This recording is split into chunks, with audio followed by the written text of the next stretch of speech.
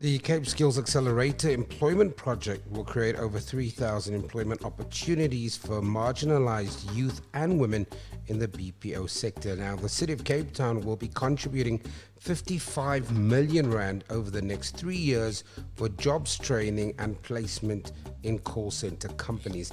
Now, joining me to talk about this project is the Senior General Manager from Ucademy, or WNS South Africa, Judy Robison. You're listening to our social newscast with me, Sam Marshall. Judy, thank you very much for your time. Just talk us through this big announcement. Okay, thanks very much. The BPO Academy launch took place on Friday last week, and it's really the center of the investment into the BPO sector for the Western Cape. It has a number of partnerships involved. It's a really unique and beneficial public-private partnership between government from national, provincial, and local levels, as well as with the sector and the industry that's requiring the skills that will be developed, and private providers of training and skills in this space, together with the public TVET colleges who are building the capability to run qualifications in this space. And the purpose really is around providing South Africa with a competitive advantage for offshoring outsourced business to Cape Town, particularly by having a differentiator of high-level skills, BPO sector skills. Judy, talk to us about the role your company and your organization will play in this initiative. Well, Ucademy is a registered and accredited provider of BPO qualifications. We're one of the leading providers in South Africa. We offer 5 qualifications from NQF level 2 right through to 5 in business process outsourcing, contact center, operations management, as well as a range of really future skills focused digital programs for the new world of work in our sector. And we are one of the lead consortium members from a training provider's point of view that will be co-offering qualifications for a large percentage of the learners that will be on this program. This project is a National Skills Fund project.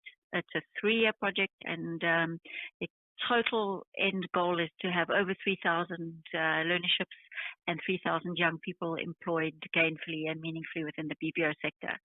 The Academy will currently be taking in its first cohort of 150 candidates, and will most likely scale that every year to make a significant contribution to the 1,000. Academy has a nice differentiator in that we are part of the WNS Global Services Group.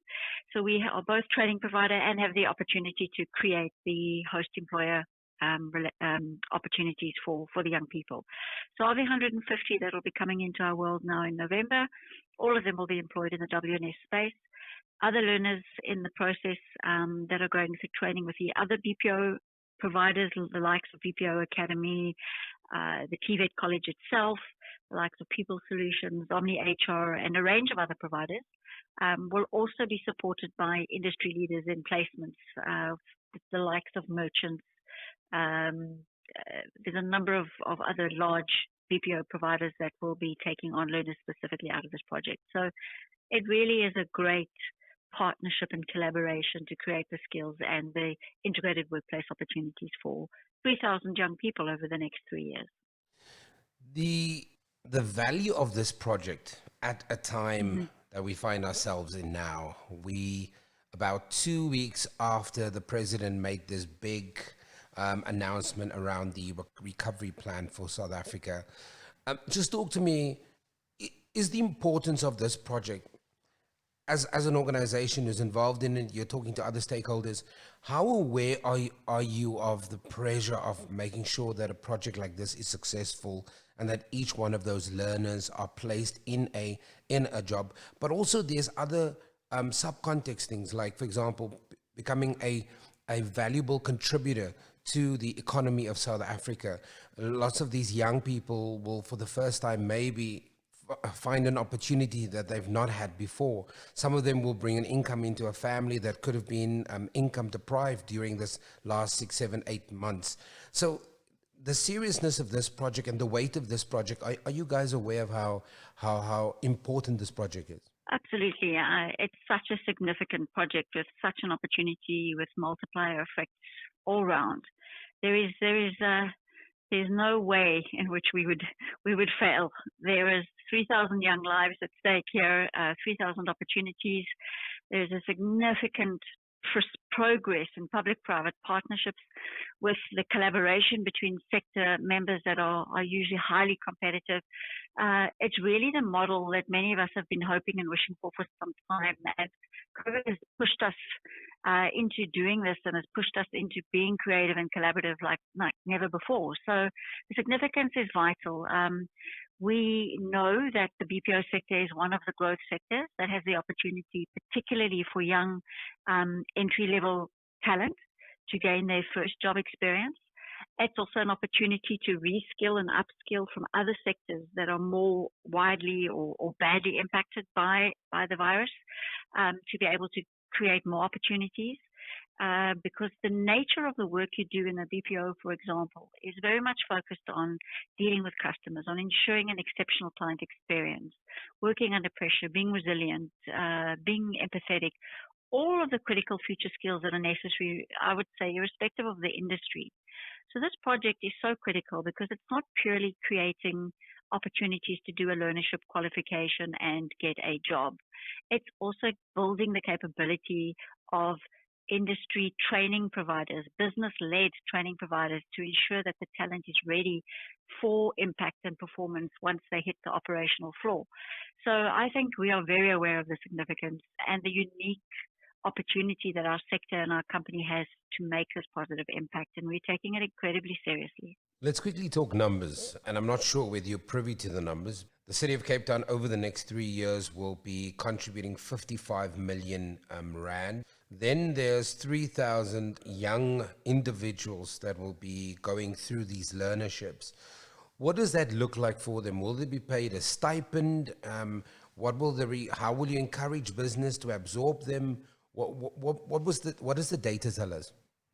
Well, yes. So the way this project has been structured, as I said, is unique and really forward-thinking, in that every stakeholder has to have skin in the game, correct? So there's been investment by government, but there's a significant investment as well by training providers who are delivering a learnership qualification at a very, should I say, high level of value, price effectiveness for this project because of the volumes, because of the impact. And then, of course, for operations who are taking on large volumes of inexperienced young people with their intent to nurture and coach and mentor them to level up in the business. I mean, that's our Ucademy strapline is level up. Let's give you the tools to set you up for success. So how it would look is that, yes, these learners will all be getting a minimum stipend from a range of stakeholders, the government being one. There's also private investors in that space. Then the organizations are all committed to a minimum top-up. And our philosophy from a WNS and a Ucademy point of view is that no learner should be earning anything less than an entry-level staff member on an operational floor. So they will get topped up to industry-level standard salaries, which would then obviously be constituted between a combination of stipend and organizational top-up. And then once they're completed with their learning journey and the talented young people are showing competence and I would say sector readiness, then they'll be rooted into opportunities within that organization or across the sector that range from contact center to digital contact center to IT to HR to the support services. The wonderful thing about our industry is that it's not purely contact center. It's very data driven. It's very artificial intelligence driven. It's robotics led.